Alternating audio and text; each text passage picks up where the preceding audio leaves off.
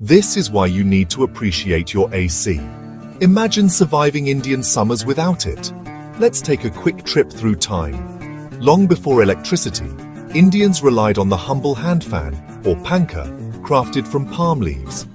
Royal courts had punkah wallahs, whose job was literally to keep the breeze flowing.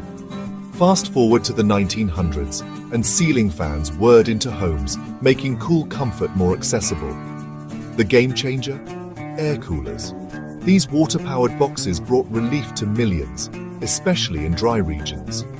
But it wasn't until air conditioners arrived that staying cool became effortless, even during scorching heat waves. Today, smart ACs and eco-friendly cooling tech keep evolving, making